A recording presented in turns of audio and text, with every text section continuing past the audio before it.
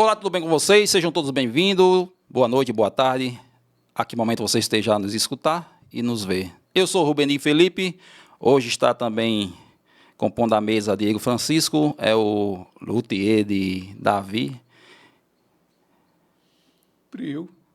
Está também o convidado aqui, o ilustre deputado Joel da Harpa. Seja muito bem-vindo. Obrigado pelo convite, pela participação, por ter vindo aqui.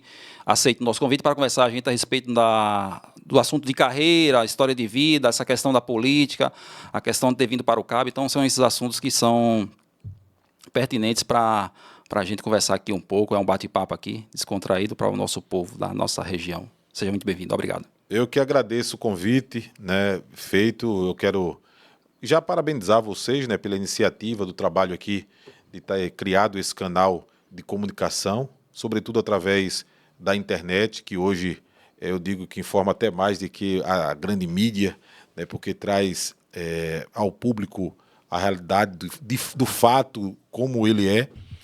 E eu não tenho dúvida que teremos aí um podcast, uma conversa muito franca, muito aberta, muito amiga e muito subjetiva aí para os nossos telespectadores. Eu gostaria de perguntar, começando logo, iniciando essa conversa, tem algum ponto, Joel, na história de vida sua lá atrás? Porque é o seguinte, eu falo muito dessa questão, por quê? Porque eu sou ex-operador de porta, né? Sabe o que é operador de porta? Não. Eu sou ex-cobrador de Kombi. Ah, sim. Eu sou ex-cobrador de Kombi, então eu sou operador de porta, eu digo Tem isso. um amigo meu que foi cobrador de Kombi aqui por muito tempo, no Cabo, que é aqui de Pontos Cavalho, que hoje é empresário, pastor, Erivan Maia. Não sei se você conhece. Eu posso conhecê-lo de vista, mas Ele por nome trabalhou agora. muito tempo aqui como cobrador de Kombi. Então, Dá um abraço aí, pastor Erivan Maia. Eu passei bastante tempo, a partir de então saí, aí fui estudar, passei no concurso, fiz a minha graduação, e hoje, basicamente, então, acho que essa história de vida, de identificar realmente aquele indivíduo que está à disposição de trabalhar para o povo, em prol da sociedade, ele sempre tem uma história de vida para contar, né? Então, a gente gostaria de começar, como é que realmente surgiu essa questão de Joel da Harpa? Por que Joel da Harpa? Olha, eu acho que a gente, para falar da história de vida, a gente tem que falar um pouco também da infância da gente, né?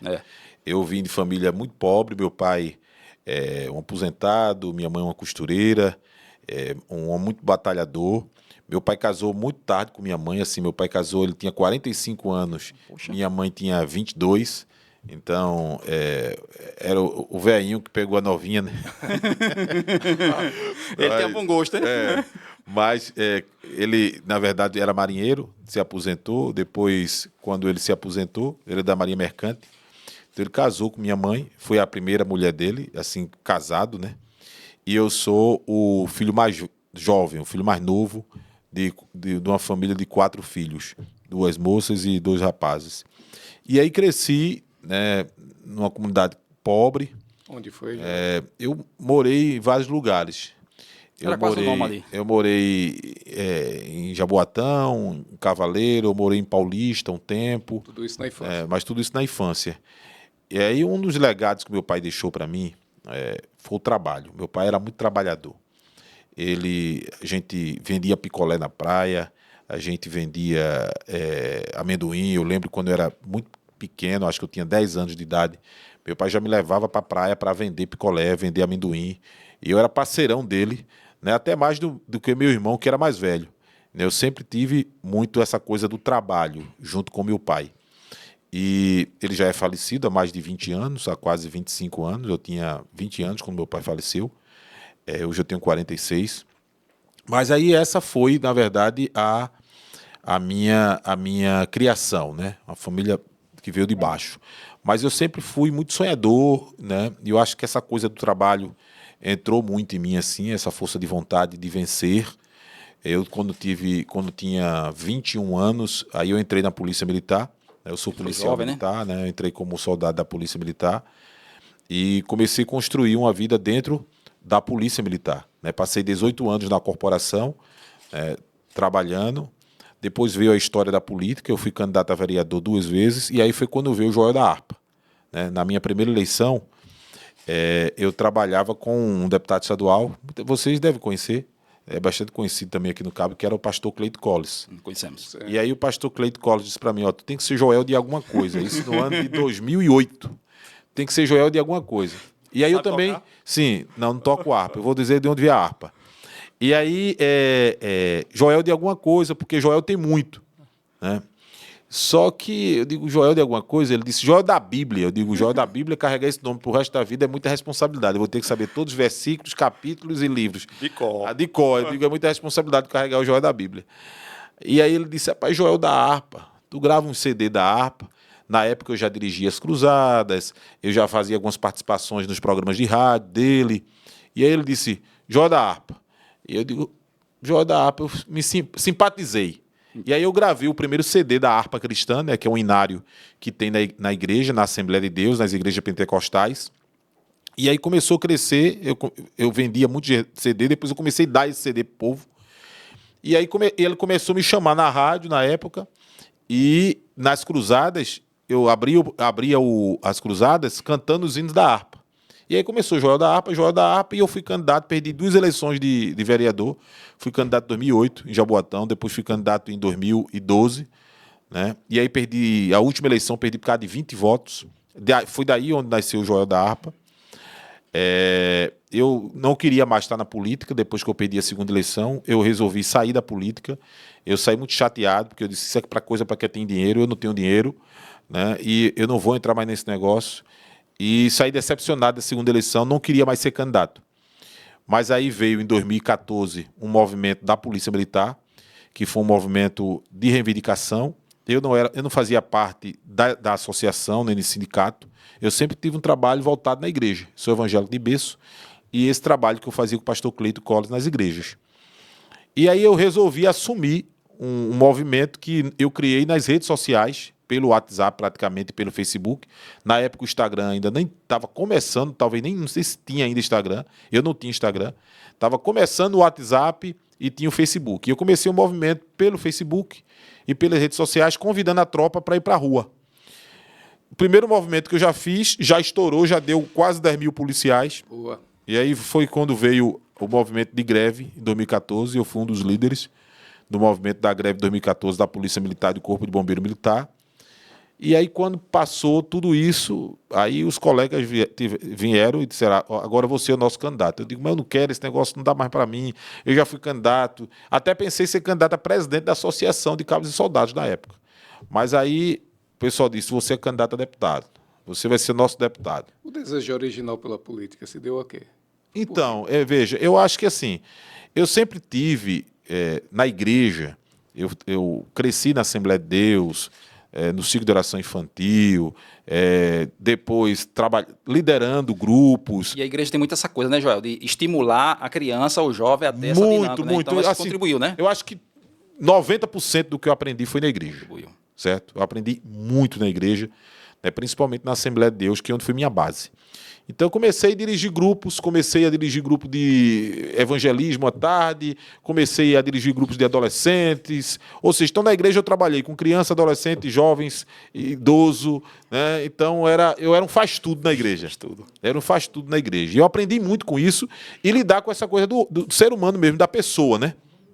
Então aprendi muito na igreja, eu acho que isso foi uma escola para mim, mas eu não tinha um cunho político, eu nunca tive um cunho político. Eu sempre trabalhei na igreja voltado, de fato, para trabalhar para o reino de Deus, trabalhar para o evangelho, né? Nunca ganhei nada da igreja também. Assim, a gente sempre dá, né? Contribui e faz com amor, né? O trabalho voluntário. Mas, depois que eu conheci o pastor Cleito, aí começou a vir esse interesse da política, que eu comecei a ver o trabalho dele, tudinho. O senhor viu a polícia com outros olhos. Né? Aí foi quando veio a polícia, o movimento da polícia. Eu já tinha participado de um movimento lá atrás que não tinha dado certo, em 2008. É outra história também. Mas em 2014, como eu não trabalhava mais para o pastor Cleito, eu tinha rompido com ele, eu estava independente. Eu não queria mais a política, mas a política estava na veia. Entendi. Já tinha enxertado. Né? E aí foi quando veio o convite dos companheiros, dos amigos, você tem que ser. Eu resolvi ser candidato. Liso, não tinha dinheiro para fazer nem santinho, né? Não tinha dinheiro nem para papel, nem para gasolina. Aquela história, né? Mas aí comecei a andar no estado, comecei a andar. Andava num Gol 1000, num Palio 1000, que diga, junto com uns 2, 3 amigos. Um tempo era uns, outro tempo era outros, dormindo dentro de delegacia, dormindo dentro de quartel, dormia dentro de escola, algumas vezes dormindo dentro do carro. Né? Ele ungia a cidade, não? As estradas, esse carro? É o quê? Ele ungia? Como assim? Porque geralmente tem uns carros que ungem, você para ele começa a pingar, né? Que unge, ungia. Tinha hora que não era carro, era locomotiva, fumaçava, e assim a gente ia. Né? E graças a Deus, pela vontade de Deus, eu consegui me eleger deputado estadual em 2014. Eu tive 19.794 votos. Eu fui o último, né, de 2014, na eleição de 2014. E aí o meu desafio era cumprir o mandato, não ter padrinho, passar 4 anos na Assembleia Legislativa, né, ser, na eleição de 2014, o aborto da eleição. Eita. E provar que eu estava chegando para ficar. Né? Então, o grande comentário era, não, isso aí vai ser um mandato só. Né? Não é da política. Né? E ainda mais o processo que eu passei de perseguição foi muito grande. Né? Foram 4 anos realmente sendo perseguido, de todas as formas, ver a história de um terreno, ver não sei o quê, olha, é tanta coisa que tem. E aí montaram tudo para fazer com que eu não tivesse voto. Mas esse terreno era em Atibaia também, não? Não era. É aqui mesmo, lá no Sovaco da Cobra. E aí, no final das contas, eu saí de 19 mil votos para 46 mil votos. Cresceu, hein? Então, eu tive quase 3 vezes mais a quantidade de votos numa eleição também, que eu não tinha dinheiro, certo? Apesar de ter o mandato, mas era um primeiro mandato. Meu grupo era um grupo significativo, e aí é família, tudo aquele povo todo que a gente junta. Mas consegui ter 46 mil votos. Então já despertou. Então, rapaz, esse cabo aí, alguma coisa diferente ele tem. Aí eu digo, primeiro eu tenho Deus. Né? E quem tem Deus tem tudo. Independente de ser na política, independente de ser nos estudos, né? Não que político não estude, viu? Mas independente de ser no concurso, independente de ser concursado, independente de ser empresário, qualquer área que você tiver na vida, primeiramente Deus. Né? Deus é o nosso foco, é o grande criador, é quem nos orienta, é quem nos capacita, é quem nos dá discernimento, é quem nos dá sabedoria. Né? Como dizia Salomão, é melhor ter sabedoria do que ter riqueza. Quando você tem sabedoria, e essa sabedoria vem da parte de Deus, ele pode te dar riquezas. Né? Só basta você saber usar essa sabedoria que Deus dá. E aí, graças a Deus, a gente conseguiu cumprir o mandato, 46 mil votos, tentaram me perseguir, tentaram me arrancar da cadeira, mesmo depois de eleito. A conversa era que eu não assumia, que eu ia ficar inelegível. Ganhei no TRE, depois fui para o TSE, levantaram comigo contra o TSE, arrumaram dinheiro lá para advogado para me derrubar. Eu ganhei de 7-0 do TSE. Eita, Alemanha. E teve a questão lá, Joel, lá atrás, só pegando um gancho do concurso. Na tua época lá de policial militar já foi concurso público? Já concurso. Estudou muito lá também para passar? Estudar. Na época eu trabalhava, trabalhava do Bom Preço, né? Acho que há 20 anos atrás todo jovem passava pelo Bom Preço. Todo jovem pobre passava no Bom Preço. O quartel, né? O primeiro trabalho era o Bom Preço. Né? E aí eu trabalhava no Bom Preço, tinha que abrir loja. Eu lembro que eu saía de casa de 4 horas da manhã, eu acordava, pegava o primeiro ônibus de 4h30 da manhã, ia para abrir loja. Eu trabalhava na peixaria do Bom Preço. Eita. Delícia. Né? Ficava fedendo a peixe, que só uma desgraça. E aí eu saía para almoçar de 1h da tarde. Aí eu saía para almoçar, tinha 1 hora de almoço. Eu almoçava 10 minutos e ia estudar lá debaixo no estacionamento da loja lá de Boa Viagem, aquela loja que fechou agora. E aí eu voltava para a loja às 3 horas, às 2 horas, que era 1 hora de almoço, e largava de 3 horas, porque eu abria a loja, eu pegava de 6 horas da manhã. E eu largava, voltava para o estacionamento da loja, estudava até 5 horas da tarde, para poder pegar a boia, que eles davam uma merenda. Aí comia, né? Comia a comida do Bom Preço, lá do refeitório. Tinha que economizar, né? Aí comia a comida do refeitório, saía de 6 horas, ia para um cursinho lá no centro do Recife. Na época, todo jovem que ia fazer concurso tinha que fazer Mauel. Né? Aí era o concurso do Mauel. Eu tenho 46 anos, né? Eu não lembro, já não. Tô quase 50. Qual é a sua idade? Qual é a tua idade? Eu tenho 40. Tem 40, mas tem menos do que eu. Chega lá. E aí ia fazer o cursinho, largava de 10 horas da noite, pegava o ônibus, voltava para casa, chegava em casa quase meia-noite, ia estudar. Show de bola. Estudava até 2 horas da manhã, acordava de 4 horas da manhã, e assim eu passei no concurso da polícia. Né? Então, aí eu volto agora. Primeiramente Deus, depois o nosso Tem que esforço. fazer realmente a nossa parte, né? A nossa parte que a gente tem que fazer. Né? E assim, então, tudo que eu alcancei na vida foi dessa forma. Né? Eu sempre digo, tem muita gente que diz assim, mas ser bandido é vítima da sociedade. Eu digo que a grande maioria das pessoas que hoje vivem numa comunidade carente são pessoas de bem. São pessoas que acordam cedo, que trabalham, são jovens que estão buscando uma oportunidade na vida. A grande maioria não vai ser bandido. Bandido é porque o camarada tem sangue no rim mesmo e vai querer vida fácil. Né? Ou seja, então não é porque eu nasci pobre que eu vou ser bandido. Não é porque eu nasci numa comunidade pobre que eu estou designado a ser marginal. Lógico que as oportunidades têm que aparecer, você tem que buscar elas. Lógico que é preciso haver políticas públicas de incentivo aos jovens da periferia, de oportunidades, tudo isso eu concordo plenamente, mas não justifica ser bandido porque nasceu pobre. E preto. E preto. Porque eu sou pobre, preto e soldado. Eita, e evangélico. Eita, rapaz, aí o bicho pegou, né? Então a discriminação ainda é maior, né? Quadruplicada. Então, assim, mas graças a Deus, eu venho conseguindo vencer na vida, e eu não digo que venci na vida, porque eu acho que sempre tem algo a conquistar, sempre tem um lugar para a gente ir além do que a gente acredita que pode ir, certo? Eu não me sinto... Hoje eu estou no 3º mandato de deputado, graças a Deus, eu digo isso, né, com muita humildade, mas também com muita honra. Né? Agradeço a Deus, a minha família, aos amigos, às pessoas que acreditam no nosso trabalho. E assim, continuo querendo conquistar, continuo querendo subir novos horizontes, continuo querendo contribuir com a sociedade, certo? Não sou um cara rico, certo? Apesar de estar no 3º mandato de deputado, sou um cara que consigo manter uma vida tranquila com minha família, certo? Andar com dignidade, com respeito.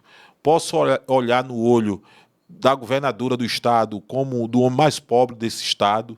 Tenho minha vida limpa, minha ficha limpa, minha vida libada. Ou seja, agora sei que posso contribuir mais. É verdade. Certo? Sei que posso contribuir mais. E é por isso que a gente está buscando novos caminhos, novos horizontes, novos desafios, novos sonhos, para que a gente possa continuar contribuindo mais. A gente vai chegar lá. Agora, o senhor começou defendendo a bandeira militar e o senhor sempre foi lá falando, lá no Legislativo, sobre a extinção da faixa salarial, né? A extinção da faixa salarial foi mérito do governo Raquel ou foi pancada do Joel da ARPA? Olha, as faixas foram criadas em 2017. Quem acompanha meu trabalho sabe que já na criação das faixas, eu mostrei nas comissões que a criação das faixas eram inconstitucionais. Em 2017 passou um rolo compressor, porque nós tínhamos, os militares não são regidos pela CLT, não são regidos pelas as leis trabalhistas. E os militares tinham o direito da paridade, da integralidade, e esse direito ele foi regarantido na última reforma da Previdência, feita por Bolsonaro, quando fez a PEC paralela dos militares e manteve esse direito que é da paridade, da integralidade, e as faixas salariais, já em 2017, quebrava esses direitos. Ou seja, mas foi rolo compressor, o projeto já era inconstitucional, não conseguimos ganhar nas comissões naquela época, perdemos no plenário, e desde 2017 que a gente luta para que essas faixas se acabassem. Na eleição de Raquel, no segundo turno, eu apoiei Anderson Ferreira no primeiro turno, porque sou do PL. No segundo turno, eu tive uma conversa com Raquel Lira e ela se prontificou em acabar as faixas salariais, e esse foi um dos motivos que eu apoiei a eleição de Raquel. Agora está esclarecido. Só que quando chegou agora em 2023, quando ela assumiu, todo mundo esperava que ela já acabasse em 2023. A tropa foi muito paciente e nós esperamos um ano, né, porque aí tá resolvendo os cofres do Estado, enfim, o discurso de quem está assumindo o governo, de fato, que pegou de 16 anos do governo que saiu. E todo mundo esperava que agora, em 2017, ela acabasse as faixas salariais todas. Mas aí veio duas questões muito complicadas no projeto que foi enviado pelo Poder Executivo para a Assembleia, por isso que eu acabei sendo contra.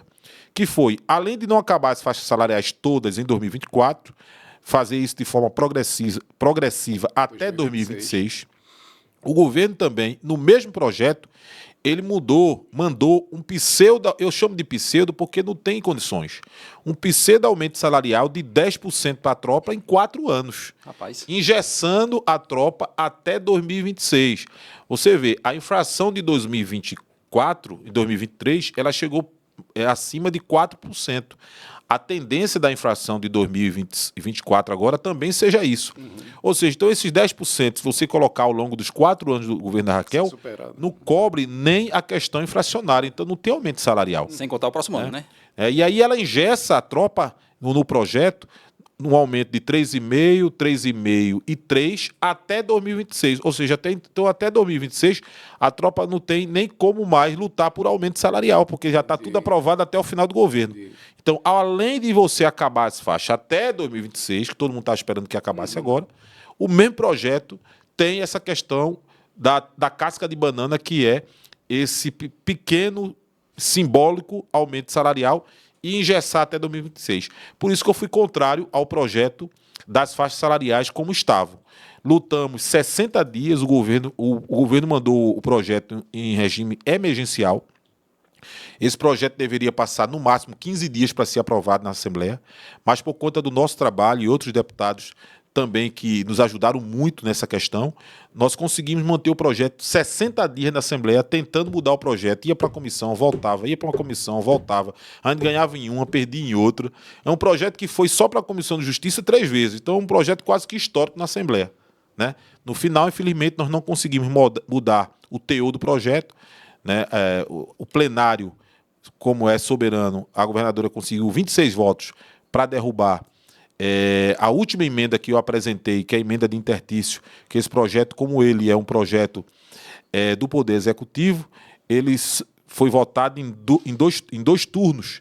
E numa única sessão, nós tivemos os 2 turnos. Então, do primeiro turno para o segundo turno, eu apresentei uma emenda aqui no meio, conseguimos 17 assinaturas, que já foi difícil conseguir, para tentar já modificar o projeto no plenário. Entendi. E aí os deputados votaram contrário, 26 deputados votaram contrário à nossa emenda, e no final a única coisa que sobrou foi o projeto original, que foi de acabar as faixas até 2026 e esses 10% de aumento. E aí é o seguinte, quando não tem nada, tem que pegar o que tem.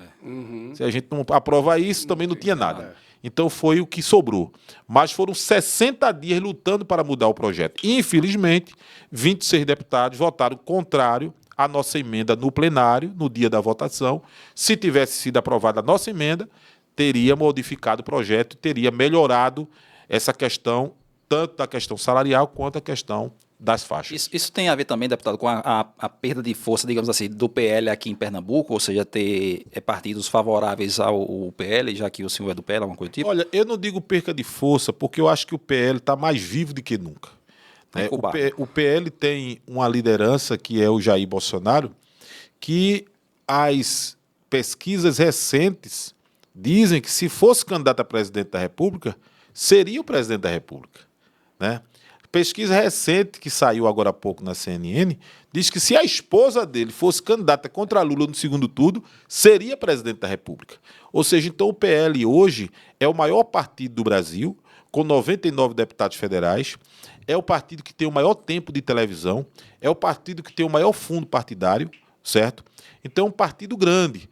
Agora, o que acontece é que nós estamos num estado, certo, que ainda é historicamente um estado de esquerda, né? Um estado que tem uma linhagem de esquerda muito forte.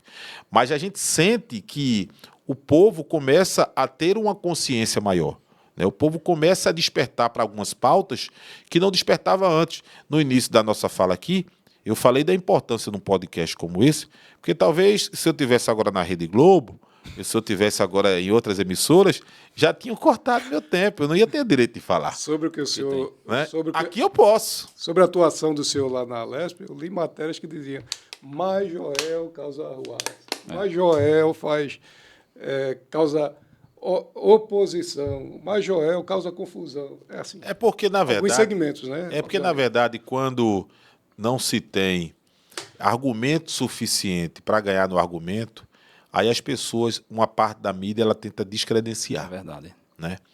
E eu sempre digo, nós estamos ainda num estado que existe ainda uma política do coronelismo, de manter no poder os mesmos, manter no poder as mesmas famílias tradicionais.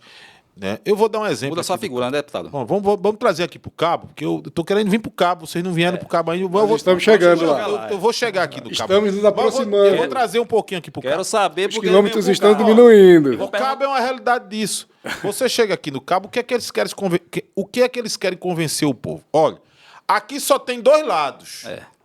Ou é fulano ou é ciclano. Se for diferente disso, é foracheiro e não serve.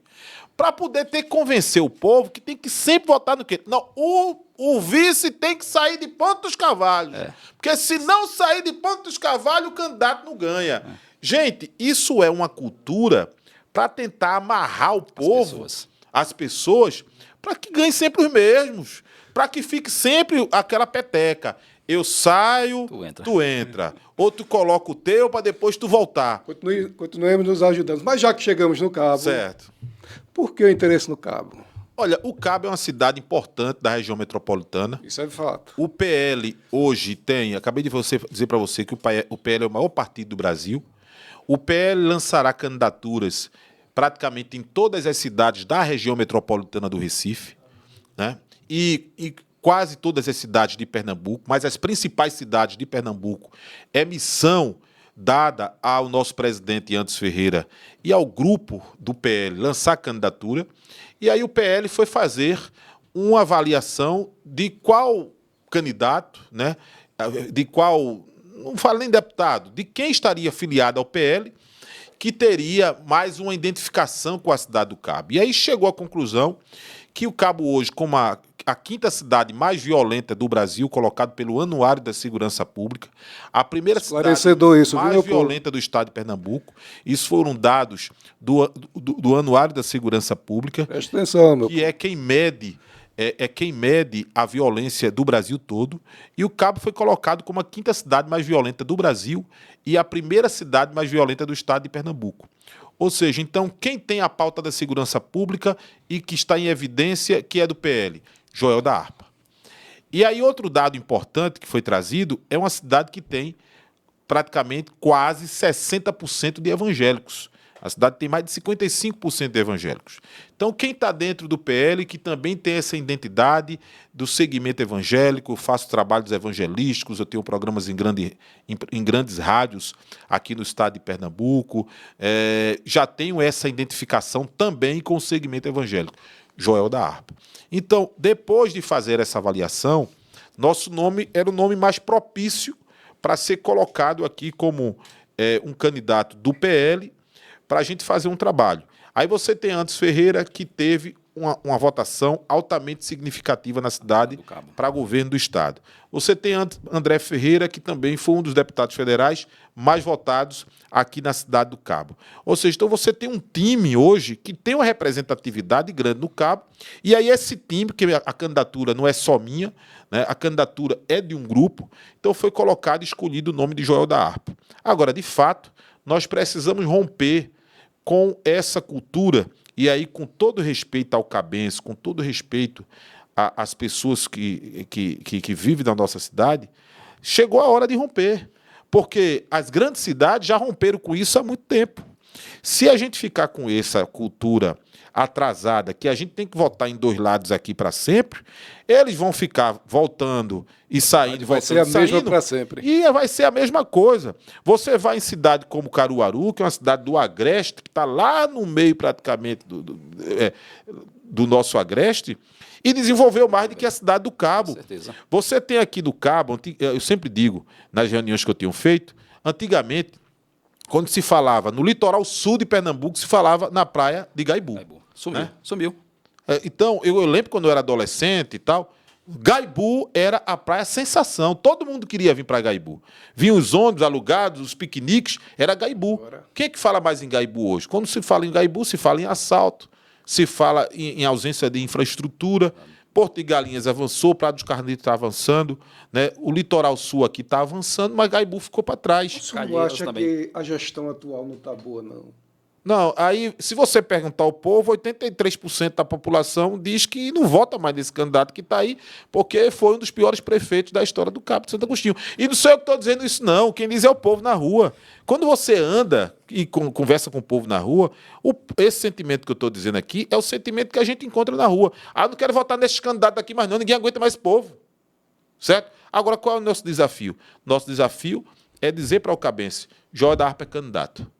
Eu sou candidato, eu tenho as bandeiras suficientes para poder defender nessa cidade, eu tenho o histórico suficiente para poder contribuir com essa cidade e eu estou aqui não para lesar o povo do Cabo, mas eu estou aqui para mudar e transformar a política do Cabo, trazer uma nova perspectiva para uma cidade tão importante, tão significativa, que é a cidade do Cabo, que tem um povo tão abençoado e que, infelizmente, ao longo dos anos, vem sendo lesado e precisa de uma transformação. Ô, Joel, o povo não está basicamente desesperado, não, porque eu não quero nem perguntar a sua pessoa como um cristão ou como um evangélico, de fato, mas como um cidadão. É melhor votar num forasteiro ou num ex-presidiário? Olha, eu tenho dito o seguinte ao pessoal. Você é dona de casa agora, você trabalhador, você que está me escutando, eu vou trazer o exemplo você. Desculpa, teu nome é Diego. Diego e Rubenig, Felipe. eu pergunto a você, Diego. Diego, você tem ele como funcionário. Fernando, não é isso? É. Aí Fernando é teu funcionário. Paga bem, viu? Né? E aí tu Mas paga já ele. pago. Uma cara de confiança teu. É. Aí você resolve fazer uma viagem. Aí você vai viajar, você chama Fernando e Fernando, eu vou viajar. Eu tenho um cofrezinho aí que eu guardo meu dinheiro, eu guardo minhas economias da minha aposentadoria. E eu não quero deixar esse cofre sem ser vigiado. Toma aqui a chave do meu cofre, eu vou viajar. Quando eu voltar, eu quero meu dinheirinho aí. Eu posso confiar em você? Aí ele diz, fica tranquilo, amigo. Pode viajar tranquilo. Confia Vai, 100% em mim, vice? 100%. É. Entendi. Aí tu viaja. Aí quando tu dá as costas, ele vai lá, abre o cofre, vê aquele dinheirão Eita. de não. Tô rico. Vou botar isso aqui, vou. Aí ele pega o dinheiro, bota na mala e vai embora. Aí você volta. Quando tu volta, tu abre a chave, tu já vai direto no cofre. Cadê aquele miserável? Não tá. Cofre aberto, o dinheiro não tem mais. Aquele miserável amaldiçoado, eu vou pegá-lo. Aí vai na polícia, presta uma queixa dele. Aí tu presta uma queixa dele, Eu tenho advogado, viu? né? E aí a polícia vai atrás dele, prende ele, deixa ele 1 ano preso. Só que ele sai depois e não devolve teu dinheiro. Aí tu perdeu o dinheiro, ele tá com o dinheiro no bolso, tomando a cervejinha dele, dando aquela passeada dele. E tudo. Chora, bebê. E tu já começou até a esquecer do dinheiro que perdeu. Entendi. Só que tu, quando menos espera, ele chega na porta da tua casa. Aí tu olha, esse cabra safado tá querendo fazer o quê na porta da minha casa? Aí tu vai lá. Me respeite, viu? O que é que tu quer, Sou Fernando? inocente. Aí Fernando diz, Diego, eu gosto tanto de tu, homem. Olha, eu queria trabalhar de novo pra tu. Agora só trabalho se tu me der a chave do cofre. Eita. Aí eu te pergunto, tu vai dar a chave do cofre de novo pra esse Muito miserável? complicado. Confie de Então, novo. gente, isso é claro. Isso é um exemplo simples. Agora, quem escolhe é o povo. Né? O povo tem o direito de escolher. Eu digo que a democracia é o melhor sistema que tem. Certo? Olha, eu não gosto de... Eu sou um democrata. Eu não gosto de... Apesar de ser militar, mas... Mesmo na época... É tanto que eu fui grevista. Né? Não Então, pode. mesmo na época que eu era militar... pode, né? Mesmo na época que eu era militar, eu ia para o contraponto. Ué. Certo? Eu acho que as discussões elas têm que ser feitas no campo democrático. Se tu tem que conseguir alguma coisa, tu não tem que conseguir com arma. Tu tem que conseguir no campo da democracia. Eu digo que Deus é democrata. Sabe por que Deus é democrata? Deus é dono de tudo e dono de todas as coisas. Mas ele deu uma coisa ao homem que é o livre-arbítrio. Ele não obriga ninguém a ser do jeito que ele gostaria que fosse. Certo? Deus, simplesmente, ele te dá o caminho, tu segue se tu quiser. Ou seja, ele não te obriga a nada. Então não sou eu, homem, que vou te obrigar a ser aquilo que eu gostaria que tu fosse. A democracia é o melhor caminho. E aí nós temos o direito de escolha. Né? O voto é o ápice da democracia. Então, aquilo que foi escolhido nas urnas deve ser respeitado. Né? Porque é a escolha do povo. Agora o povo vai ter direito de escolher agora. É escolha e consequência, né? Vai dar a chave do cofre de novo? Então, se der, é um direito que exista o povo de novo. Eu só quero 93 milhões, viu? Só 93. Para mim dá para resolver minha situação completamente, viu? Mas tudo bem. Então tem essa questão de o povo realmente, de fato, ele perceber. Na verdade, ele não percebe, porque, na verdade, a mídia tem uma tendência de influenciar, né, Joel? Nessa questão dos dois lados, ficar influenciando. Aí chega alguém que quer trabalhar, aí é tido como forasteiro. A gente também ficou sabendo de um caso de um camarada, parece que ele lançou a pré-candidatura dele, e o camarada tinha até uma oficina. Com poucos dias, a vigilância ambiental bateu lá na oficina do indivíduo. A gente fica achando que isso, sei lá, que possa ser algo de perseguição. Já aconteceu alguma coisa contigo nesse respeito? Ou não acontece pelo fato de você estar no nível de deputado? Ou não? Você já percebeu essa força, essa energia pesada, essa perseguição vindo para cima de você? Olha, veja, a gente sabe que... Porque você lançou vários outdoors aí na cidade do Cabo. Né? Numa campanha dessa majoritária, nós sempre vai ter os apontamentos. Só que eu acho que estão tentando me apontar e não estão conseguindo ainda. Aí ficam dizendo, mas ele não é daqui. Eu vou perguntar uma coisa de vocês. Eu vou citar nome porque tem que citar. Elias Gomes diz que é daqui. Elias Gomes foi prefeito de Jaboatão. Para ele ser prefeito de Jaboatão, ele tem que ter um endereço lá. Aí ele voltou para cá e disse que era do Cabo de novo. Aí resolveu a eleição que saiu agora. Porque se ele não tivesse resolvido, o que é que não era o prefeito? Aí agora voltou para Jaboatão e ainda é daqui. E vocês ainda acreditam que ele é daqui. Ele se identifica. Então... Não é. Então, essa história, e aí no linguajar bem popular, é conversa para boi dormir, certo? Agora, quem é que vai conscientizar o povo? O próprio povo. Porque hoje nós temos a internet, certo? Hoje nós temos um podcast, né? Nós temos hoje 22 candidatos do PL que estão nas ruas, conversando com a população, fazendo trabalho de conscientização, certo?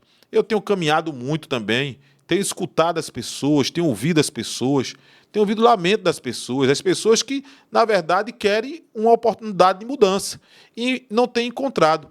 E aí faz só um mês que eu disse que sou candidato, certo? Não faz 1 ano, 2, 3 anos. Já fez algum barulho. Né?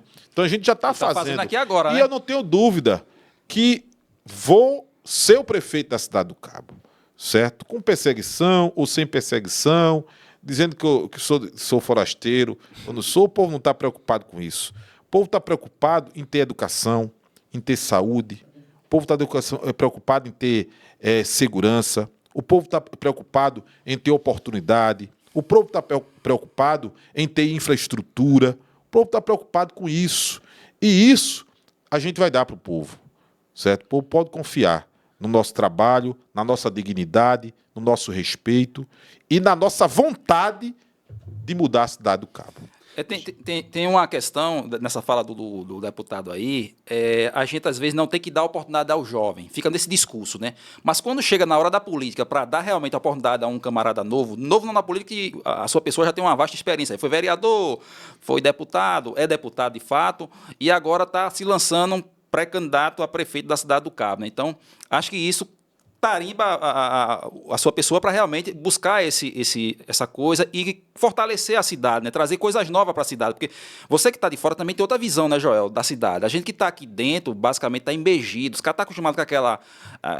eu não gostaria de usar esse termo, essa bagunça da coisa, mas quando a gente está de fora, a gente tem uma visão mais holística daquela situação, a gente pode agregar.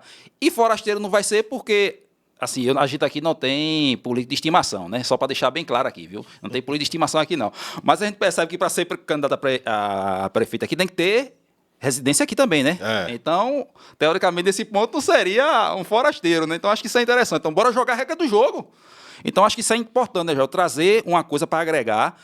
E pegando essa fala já, como a gente faria isso para atender os jovens? Acho que os jovens aqui são mais carentes, porque tem uma quantidade de isolados, filhos da mãe. Porque, digo, eu era operador de porta, cobrador de compra, foi um dos meus primeiros trabalhos, trabalhei bastante tempo. Eu sou filho de pedreiro e dono de casa. Eu vi várias vezes meu pai chorar porque não tem emprego naquela época. E hoje eu sou funcionário público, tenho algumas coisas aí em mente para poder crescer na vida através do trabalho, da dedicação. Então, acho que isso contribui realmente de fato. Então, a gente tem que dar essa atenção para os jovens. O que poderia ser feito para atender esses jovens desalentados, ele tem que ter uma expectativa de vida, porque uma coisa que eu falo muito o meu pai, ele não falava muito para mim, mas geralmente diz, estude para ser alguém na vida. Eu acho que isso é muito vago, isso é muito genérico. Porque você não vai instruir o seu filho para ser alguém na vida, basicamente, desse contexto genérico. Mas você diz, ó, estude isso aqui. Se você quer ser médico, estude a área de humanas. Se você quer ser engenheiro, estude na área de física, matemática, porque você vai ser um engenheiro brilhante na questão de cálculo. Acho que essa coisa de você direcionar, e que a gente precisa realmente que o político direcione o jovem para isso, para poder resgatar essa galera das drogas. Porque a ausência do Estado faz com que o cara veja lá o outro camarada usando uma bermuda de marca, que para o cara que não tem nada, aquilo ali é tudo, pô. Então a gente precisa, como é que vê essa visão? O que pode agregar para o jovem, o que pode agregar para o comerciante também, que é outra pauta da gente aqui, né, Dil? Falar dos desafios dos comerciantes locais, a gente escutar eles, falar com eles, ver o que é que eles anseiam do prefeito, o que o município consegue gerar para ele. Não promessas vazias, mas promessas realmente que possa contribuir, porque gerando emprego e renda, esses empreendedores, que é basicamente a maioria, ele gera emprego para esse jovem, para a sociedade local, e que o camarada tendo uma visão mais ampla, pode trazer alguma experiência que conheciam em outras partes, que tem algo a acrescentar para resgatar desse meio e contribuir. Como é que é essa visão, deputado? Olha, você está levantando um tema extremamente importante, porque eu acho que segurança pública não se faz só com polícia e com repressão. Com arma, né? A repressão precisa existir, o Estado precisa mostrar que é Estado, né? Tem que ter o pulso firme, né? Eu tenho dito isso na Comissão de Segurança Pública da Assembleia Legislativa, qual faço parte. Então, inclusive nas reuniões do Juntos pela Segurança, a gente tem procurado também ter esse posicionamento. Agora, você precisa dar oportunidade aos jovens, ao adolescente. Porque, veja, o que é que o crime faz hoje, o tráfico de drogas? Ele precisa de mais um viciado, ele precisa viciar um adolescente desse, um jovem desse todo dia. Então, o jovem ocioso, que fica ali na comunidade, que fica ali sem ter o que fazer, né, ele, muitas vezes, ele é usado ali para ser oferecido a primeira pedra de crack, a segunda pedra de crack é de graça, a partir da terceira tem que pagar, porque já está viciado. Ou seja, então você tem que ter uma política de incentivo, e aí eu quero trazer para dentro da cidade o SESI, o SENAI, eu quero trazer, inclusive, inserção para as grandes empresas que estão instaladas dentro do município, para poder investirem também em formação nesses jovens, né? Ou seja, contrapartida. E também dar contrapartida para essas empresas, para os grandes empresários, também olharem para esse lado. Então, é extremamente importante que se invista na educação, né? Desde a educação de base, mas também nessa formação, com cursos profissionalizantes. Nós temos, por exemplo, algumas igrejas, né, tanto igrejas católicas quanto igrejas evangélicas aqui no Cabo, que têm ONGs que podem fazer trabalho, porque a igreja já faz um trabalho independente do Estado. A igreja faz um trabalho por amor, e aí eu volto a dizer que são igrejas de vários segmentos, igrejas católicas, igrejas, movimentos espíritas, igrejas evangélicas. Então a gente pode utilizar essas ONGs, essas ONGs que são ligadas aos trabalhos das igrejas, também para receber recurso municipal, buscar recurso federal, ou seja, para poder incentivar esse incentivo para o jovem sair, né, da ociosidade e estar ali trabalhando e estar ali empenhado e estar ali ocupando a mente em alguma coisa. E também o esporte, né? Você ter uma secretaria que funcione, né, de fato, de esporte, de lazer, você ter mais quadra poliesportiva, você ter mais campo de futebol, você ter quadra de vôlei, né, você ter em cada local, em cada distrito, né, você ter realmente praças que possam atrair a juventude, né, pela manhã, com aulas de zumba, né? Ou seja, então a gente quer fazer. Eu tenho um amigo que tem um trabalho, inclusive até nessa parte da saúde, já puxando para essa parte da saúde, já que eu estou falando também na questão do esporte. Para ter esporte tem que ter saúde. Né? Eu penso que muitas doenças, inclusive, poderiam ser evitadas se a gente tivesse um incentivo à população no esporte, numa caminhada, né, numa aula de zumba, ou seja, mas isso precisa haver um incentivo. O problema é que uma boa parte dos gestores, quando assumem na cadeira, esquecem da qualidade de vida do povo e vai fazer outro tipo de política, né? É só a política do toma lá e dá cá. Eu tenho tido a oportunidade de andar várias regiões do Brasil e a gente vai em cidades, principalmente do Sul, do Sudeste, né? E a gente vê, né, outra visão de se fazer política, né? Outra visão de gestão. E aí é quando você começa a ver o próprio empresário, o próprio iniciativa privada, Seria público-privado. querendo investir também, de um modo geral, na sociedade, na população, porque vê que o gestor ali, ele de fato quer ver a melhor qualidade de vida do povo. Ou seja, então, primeiro, tem que ter muito coração, né? Tem que ter muita vontade de fato e querer ver o povo mudar, e querer ver a qualidade de vida das pessoas mudar, né? Não só entrar para entrar com ganância, com um projeto de poder político e de aumentar o poder aquisitivo, mas de fato com vontade de ver a coisa acontecer. E eu estou com muita vontade de melhorar. Quanto mais falam de mim, mais dá vontade. Esse é o problema de Joel da Harpa. Quanto mais me persegue, quanto mais falam. Foi assim ao longo de toda a minha vida. Quanto mais me criticar, e a crítica é até bom, porque se for crítica construtiva, porque eu aprendo com a crítica construtiva e também melhoro. Agora, quanto mais perseguir, mais eu vou querer fazer. Porque essa é uma referência que eu tenho na minha vida, certo? Então, assim, eu sei que o cabo tem jeito. Agora, só falta prefeito. Tem que ter gestão, tem que ter um grupo, que aí não é só o prefeito, tem que ter um grupo querendo fazer, né, uma equipe de pessoas que amem a cidade, que gostem da cidade, que queiram ver mudar a cidade, essa parte da cultura. O cabo tem história. Já existe a equipe? Né? A gente está montando essa equipe, certo? E eu quero montar essa equipe com o cabense. Tem pessoas qualificadas aqui, tem pessoas que podem, pessoas que querem só uma oportunidade, né, para poder contribuir, para poder modificar, para poder dar a sua parcela de contribuição. E nós estamos fazendo isso. Como eu disse a você, faz praticamente um mês que eu finquei a candidatura aqui após a montagem da chapa. Muita gente dizia que a gente não montava nem a chapa, ficou 3 vereadores de mandato.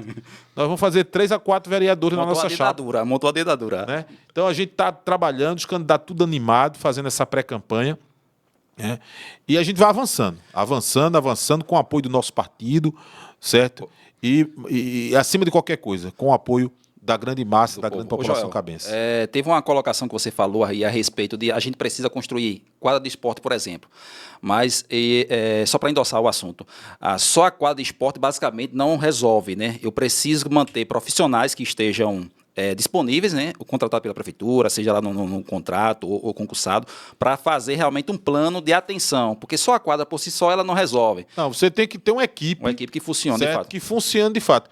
Até porque, veja, essa coisa dos locais públicos, se você não coloca primeiro segurança, você já tem um problema aí, porque o crime vai querer tomar conta, né?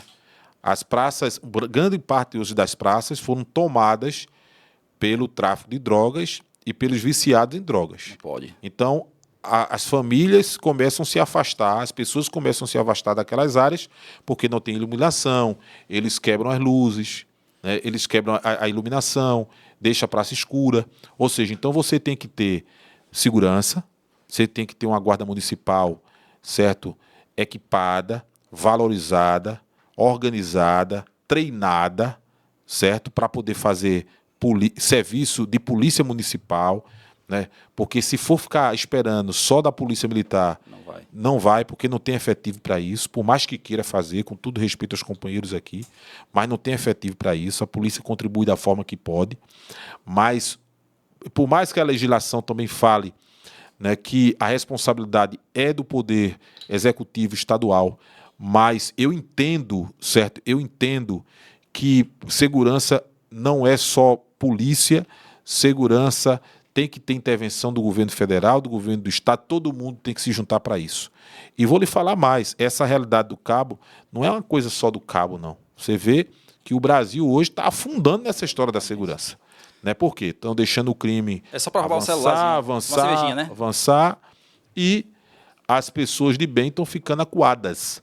Né? Então eu quero investir na segurança pública do cabo, eu quero criar parcerias com as polícias, mas eu quero incentivar a nossa guarda municipal, que inclusive já é armada, mas contratar mais guardas municipais, equipar, certo? E dar melhores condições de trabalhos e de preparo para que essas pessoas, esses jovens, esses homens, essas mulheres possam trabalhar na nossa segurança pública. Ô, deputado, tu vai querer falar aí? Eu vou falar. Vai falar? Fala aí. Aqui você pouco pode tempo. falar o que você quiser, senão eu corto seu microfone, viu? Obrigado. Pouco tempo. Um mês é muito pouco tempo. Mas é urgente essa pergunta. O prefeito Joel da Harpa já tem um plano de governo? E se tiver, para a segurança pública, como seria? Então, nós estamos agora fazendo trabalho, inclusive foi sugestão dada aos nossos pré-candidatos a vereadores, um trabalho de ouvidoria no município. Então, nós estamos fazendo trabalho de escuta com outras lideranças que não são candidatos a vereadores, mas que são lideranças da cidade, escutando os pastores, escutando os padres, né? Inclusive, quero mandar um abraço aí para o padre aqui de Pontes Cavalho, eu tive com ele, conversando agora na festa que teve da padroeira e conversando com ele passando muitas ideias, né? Conversando com os pastores também, pessoal do segmento evangélico, que tem também esse contato dia a dia com a população e outros segmentos, né, da sociedade cabense.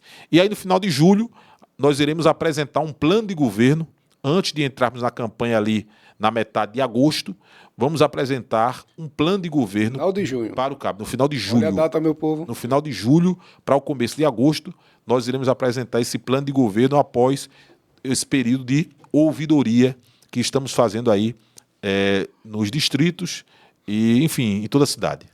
Teve outro ponto aqui que a gente trouxe aqui um empreendedor local para conversar com a gente e ele falou de uma percepção que ele tem. E eu acho que isso é uma pauta que pode direcionar aí também ao pré-candidato a prefeito da cidade do Cabo, Joel da Harpa, o deputado.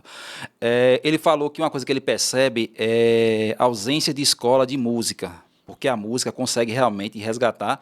E ele falou que uma boa parte das pessoas que participavam com ele num grupo de música lá, de instrumento e tal, conseguiram passar no concurso público, se dedicaram para outro, evoluíram de fato, né? Então ele disse, se vocês tiverem a oportunidade de falar com algum político aqui nesse espaço, e eu disse, esse é o nosso objetivo, trazer pessoas que queiram contribuir com a nossa cidade, desde empreendedor, político, todos, quem tiver disposto a contribuir, quer conversar com a gente, valor para a nossa a sociedade. gente está disposto a conversar. Está cansado do nada. Precisa mudar para essa coisa. Baixa. Então ele disse, é um ponto para ser colocado, essa questão de colocar a escola de música, fornecer instrumento, porque às vezes lança a escola de música, mas não tem instrumento realmente, instrumentos são caros. As pessoas que vão lá geralmente são pessoas carentes. Não tem capacidade de comprar um instrumento, que um instrumento realmente bom, ele é caro. Mas isso faz com que afaste o jovem também dessa criminalidade. Eu acho que é outro ponto realmente, que a gente fala muito em educação, mas educação é algo muito amplo, né? É aquela coisa, o pai acha que a babá está ensinando, a babá acha que quem está ensinando é a escola acha que é os pais. No final a roda girou e quem educou?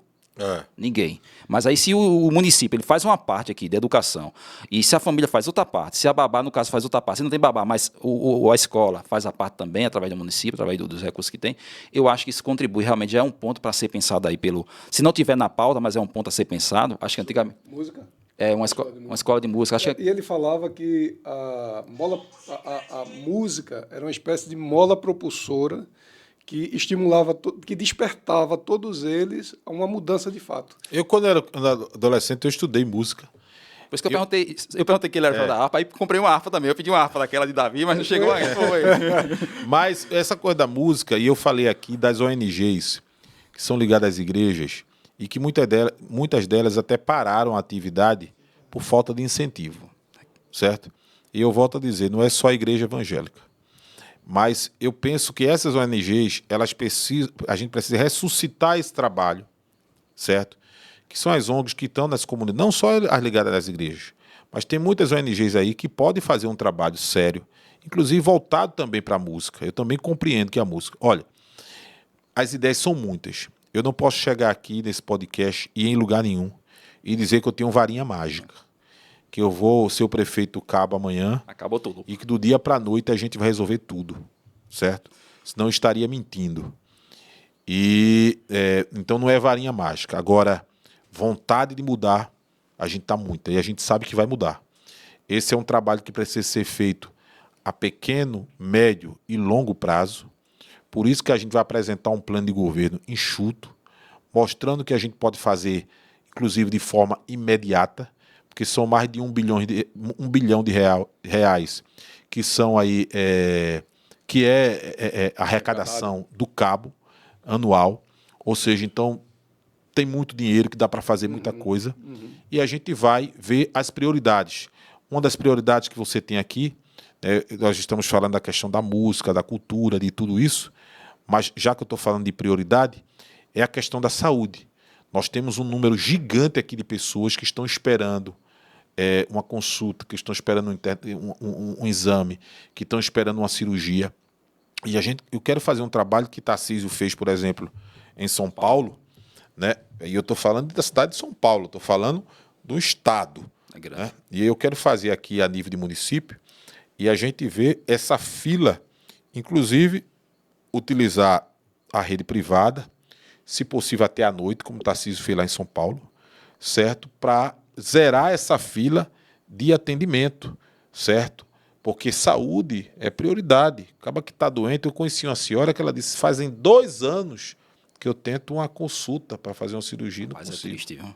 Ou seja, e aí, após zerar essa consulta, eu quero ver se eu crio no Cabo um grande complexo de saúde, onde a gente possa ter atendimento ambulatorial, onde a gente possa ter os exames, onde a gente possa ter, num local só, com grande parte dos municípios do Nordeste, que é a ausência de projetos nos ministérios para buscar recurso federal, porque tem muito dinheiro nos ministérios que pode vir para os municípios, mas tem que ter projeto.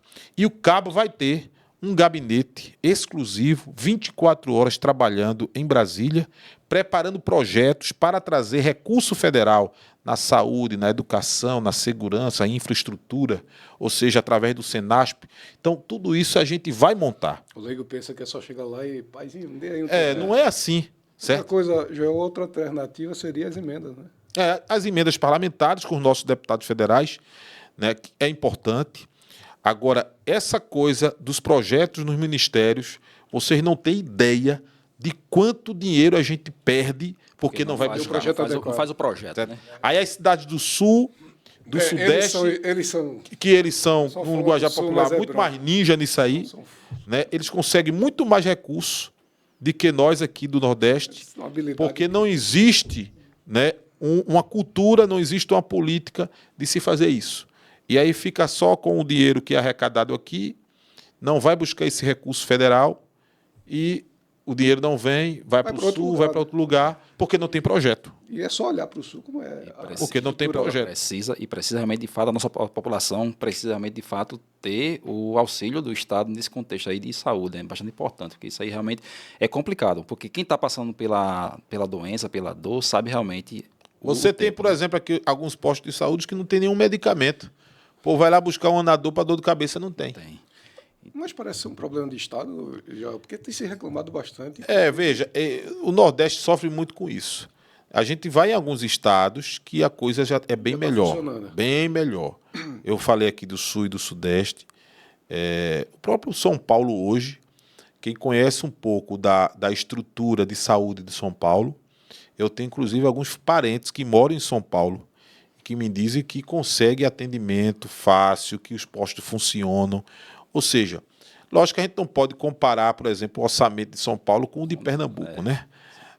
E se buscar esse recurso em Brasília. E essas atividades voltadas à saúde e educação, elas não são aos olhos vistos.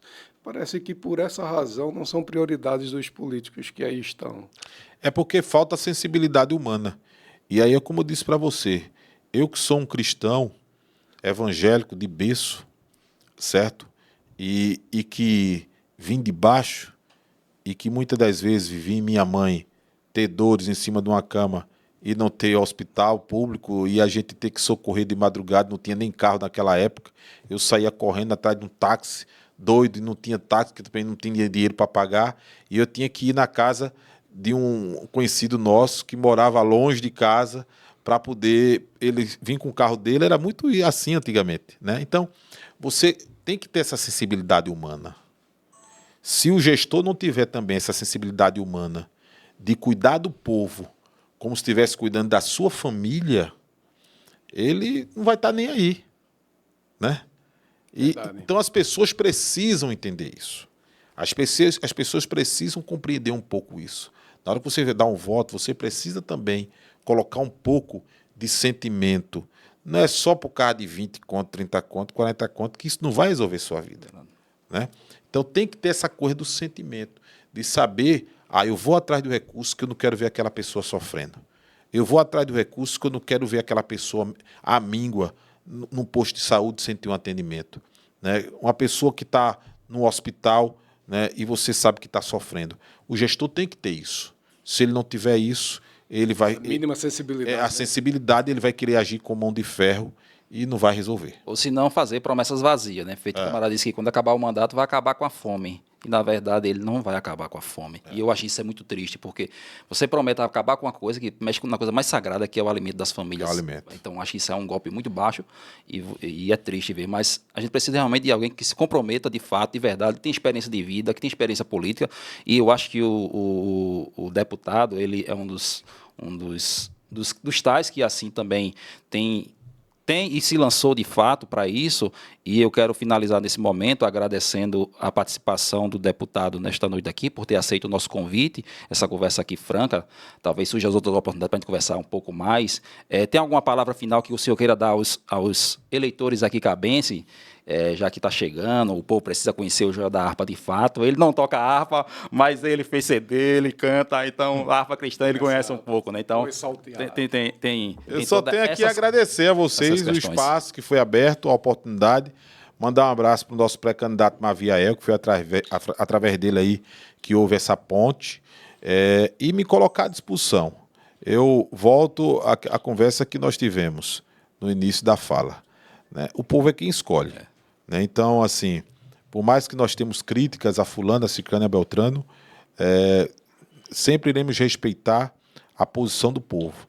Agora, eu estou me colocando, né, como o garçom que serve aí a cidade, né, que serve o alimento. Né? Então, cabe o povo escolher. Estou na bandeja. Estou na bandeja. E está conhecendo um pouco também, né, Joel? Conhecendo um pouco do Joel, né? E vocês hoje me conheceram um pouco aqui, viram quem é o meu perfil, né? Me acompanhem nas redes sociais. Nós temos o nosso Instagram, @deputado Joel da Harpa, inclusive para você ver não só a nossa atividade aqui no Cabo, mas a nossa atividade parlamentar, o nosso trabalho na Assembleia Legislativa, né? E estou à inteira disposição do cabense para somar. Esse ano é ano eleitoral, vou fazer aqui a hora do ofertório. Eu quero pedir, não o seu voto, mas o seu like, compartilha. Se você gostou, você curte. Se não gostou, compartilha para alguém falar da gente, falar do Joel. Algumas pessoas ouvir mais da gente e discutir a respeito da gente, conhecer, desenvolver. Então, acho que isso é importante. Eu agradeço a você pela sua participação, por ter chegado até esse momento, seja dia, seja noite, seja tarde. Muito obrigado pela sua presença. Obrigado, deputado, pré-candidato a prefeito da Cidade do Cabo. E quem quiser participar conosco aqui, o momento está franqueado, porque a gente também não tem político de estimação. A gente quer alguém que se comprometa a ajudar o nosso povo, assim como a gente recebeu ajuda divina e de alguma coisa que foi alçada ao nosso caminho. Obrigado a todos e até mais. Posso falar também? Pode falar também, você tem o direito. Tchau. 2 segundos. Muito bem. Até mais. Boa noite, boa tarde, bom dia. Obrigado. Obrigado, Joel.